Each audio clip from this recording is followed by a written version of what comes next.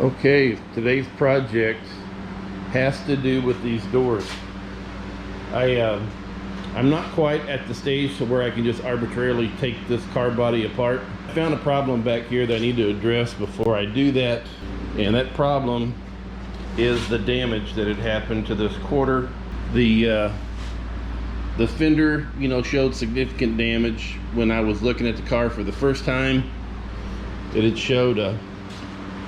It showed more than what it's showing right now, because I've messed around with this a little bit, and I've pushed this in because it looked terrible. But this edge right here was pulled up and bent out quite a lot from the way it should be, and that made this whole fender go like this right here. So it's no longer like a 90-degree from the flange to the top portion of the fender here. It's more popped up like that right there. And so when that contact happened, that fender got drove into this wheel well. And when it got drove into the wheel well,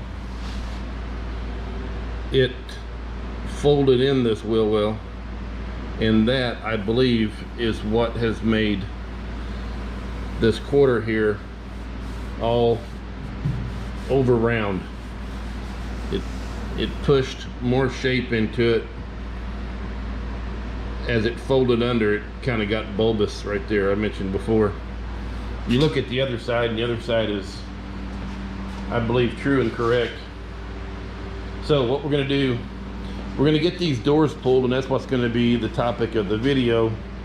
And we're going to pull them because I need to get this body on my frame table, and then I need to rig up a pulling station, which I'm going to do by using these bolts that hold the fender on. I'm going to build like a metal pulling station, and I'm going to pull this quarter out. And while I'm doing that, I'm going to establish a fixed point inside of this car, not attached to the car, but inside of this car, using the frame table below as a support. So I'm going to tie that structure to the frame table. It's going to be a fixed point, and from that fixed point, I'm going to be pushing that way on the wheel well.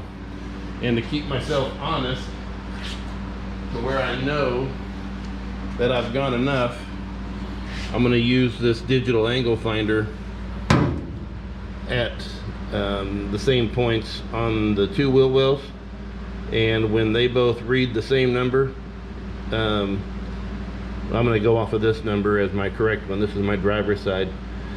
That number being achieved over here is going to let me know that this wheel well is canted in the right direction. Whatever that is, making these match is going to be the goal. The black coupe that I had before this one, I had the same problem with the hinge pins, and I ended up buying this right here, which is supposed to be, a specialty pin popper outer tool. Eastwood carries them, but as we all know, it's probably the same thing as this one right here. It looks the same. It's from China, and the pins aren't hardened to a point to where they're free of bending. Mine, I think I bent two. It did no good, and probably would only work during ideal situations where your pin is new and not rusted and not beat over like a rivet from past attempts of removing the pin. If you've got this ideal situation, then this will probably work for you. But if you've got that situation, you probably don't need this either, because you can get it out with punch and some carefully aimed hammer blows. Today, what I'm going to try, I've been soaking these pins with penetrant, with PB Blaster, and I have tapped on them a few times But today I'm going to go ahead and go with the air. I've got this cheap central pneumatic, and you can see here I've modified this end right here. I've turned it into a pin driver, and I have used this before. It's not it's only like half-inch working depth. You see it's going to bottom out pretty quick, but I'm gonna give this a shot first.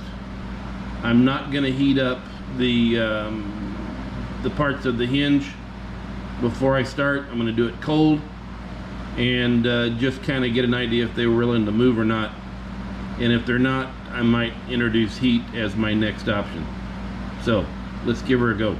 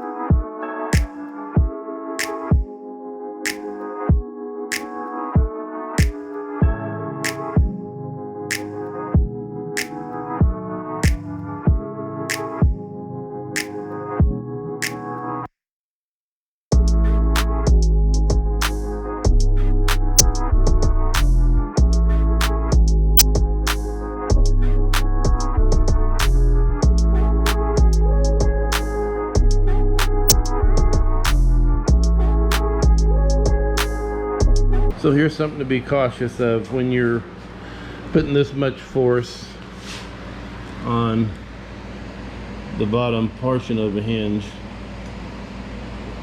There is a potential that you could pinch the hinge against the center part, and when it's pinched, I say pinched because you've bent this tab up and it's pinched the middle, you could create a problem as far as not being able to open up your door, and your door gets stuck, kind of like how mine is right now. And if you keep on wailing on that, well then, you know, you've got a whole nother problem, and you're creating damage here where it's connected to the A-pillar. You're creating damage here on your door that you've got to deal with later. It's a big old mess. And that's the situation that I have right now. So I'm going to try to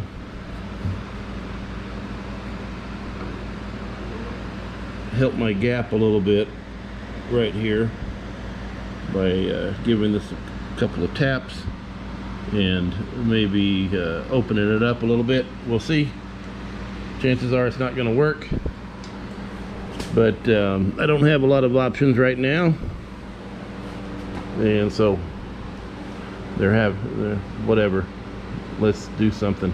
It didn't work out very well, and then I was tapping on the top of my hinge, and you see there's something missing there, and that would be this. It sheared off, but the good thing about it shearing off is that it is below this top piece right here, so it's like within the barrel of the hinge. That's a good thing. So basically, top part of this hinge could swing off if it wasn't being somewhat still retained in place by the remainder of this bottom one. So it's almost a win, at least as far as getting the door off. If you look at this pin right here, you can see that head's already bent. Now I haven't touched the top one there, but that is clearly cocked over to the left, and that tells me that this door was driven in. That's my guess. This door has also had kind of some botched up repairs. You see this gap right here, and actually cut back, I think, on this lip right here. That gap is not right at all, and then it starts to get tight in the middle, and it's so tight here in this area that now the door is pinched. It doesn't want to it doesn't even want to rotate. It's so tight. And I think that's because, so this is the middle hinge, that top button of the pin came off, and it's allowed, this door was under stress already, and it allowed the door to slide in, because the door was working, even though the tolerances, it was way too tight here. Now it's like super tight. So I've got a problem in that, you know, I can't even open the door right now. So there's a very good chance that this is going to get drilled. Here's the bottom one. You see I've got the pin up about 1/4 of an inch, and I squared off the sides here to maybe allow me to go ahead and put a vice grip on there, and somehow try to rock it, and without putting so much pressure that I just shear this off. I've been trying to drive it from the bottom using my little air hammer rig. I'm gonna have to do some repair to these hinges when it's all said and done to put them back into service.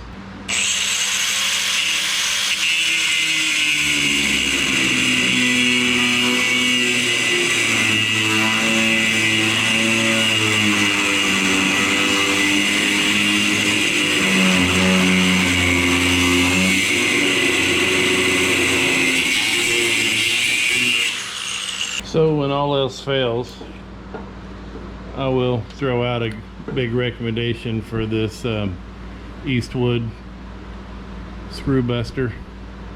The only thing, the tips tend to go bad, so you've got to dress them up or replace them. And I've used this a couple of times, and I'm getting kind of better as I go along. But I found that short bursts with a minimal amount of pressure to stay in the notch is the most successful way of trying to get a frozen up screw with this particular tool. When I first started using it, I would just go after it. I'd pull the trigger and just hold on, and I was creating more problems than I was fixing when I was doing that. So just short pops and you're good to go. I got every one of these screws loosened up here, and I can work on this door in a much better situation. I can put heat on the individual hinges, I can drill them out, I can drive them out, whatever. It's a lot easier than trying to work off of a car with these nasty hinge pins. So I've only got 2 more screws to take out, and I can pull this door out of my way. And like I said before, this A-pillar is in bad shape. It's gonna need some work, and so yeah, we'll see what happens with it. I suspect it's gonna have its own story to tell before it's over.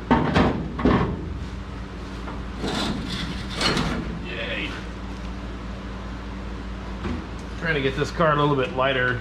You can see right here where they've welded the skin to this A-pillar.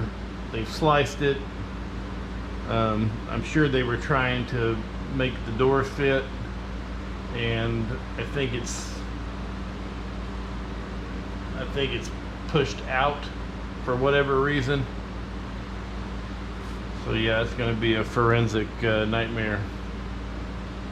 Might have to take the skin off of this cowl section to include up here. I don't know, but that's another day's problem.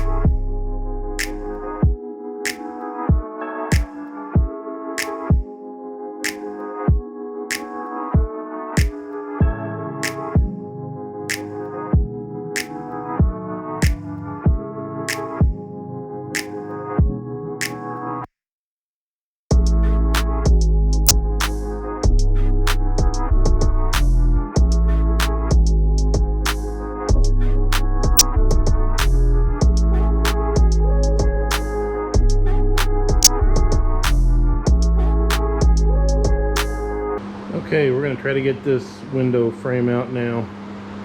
Kind of stumbled along the way trying to figure out how to get this frame out. And it was because I couldn't see. I thought I had all the hardware out of it. But if you prop the window open and you look up there, you can see there's some screws up there that I have not yet removed. That's what's holding it in right now. So now that I've seen that, I can go on with getting the rest of it out. But this window frame is in really bad shape. There's nothing really going to happen to this thing other than might be able to salvage the sides and the top. They're in decent shape, but as far as the bottom goes, it's pretty rough. But anyway, I've got a replacement. We're gonna get this dude out, and then everything will be ready to go ahead and lift this up and get it on the frame table. So let's go.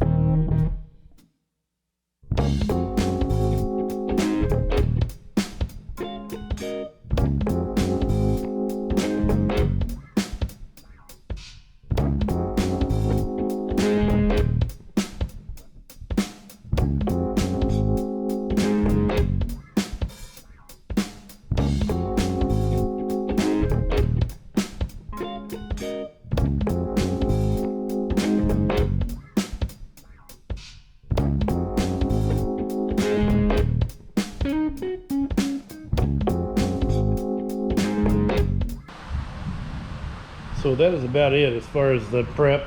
You know, I wanted to lighten this thing up to where I could get it up on the frame table. And I went into a lot of detail of my trials and tribulations with regards to the door. And then I featured that Screw Buster tool that Eastwood sells. And it is awesome. I tell you, I can't say enough good things about it. The one thing that I did have to do to this thing soon after I got it was this this handle wants to back out all the time due to vibration and whatnot, so I actually tacked that into position to where it won't back out again. And I think that's kind of a common mod that guys do, but yeah, without this the job would have been a lot harder. And I didn't cover anything with regards to removing the trunk lid, but I honestly, the trunk lid wasn't fitting all that well, and all I had to do was lift it up and kick it to the side, and it actually, you know, it was rested on these studs right here on both sides, and I believe that they're a little bit undersized, so I was able to just slide that trunk lid to one side and then it just came right out. So there really wasn't anything to feature there at all. And I removed the spare tire bracket, you know, and that was about it. So anyway, I'm going to go ahead and wrap this video up. We finally got the front windscreen out. I thought I had every piece of hardware pulled for it, but then I saw the straight slotted screws along the top that they were visible once I held the frame up out of the way. So after I got those out, it wasn't that big of a deal. Everything just fell into place then. So anyway, I thank you for watching the video and hanging out with me. Might have been a little boring. I apologize for that, but this is just like another phase of it, and I hope I covered it well enough to kind of show you what's going on here. So anywho, take care of yourself. Thanks for being here, and I'll catch you later in the next video.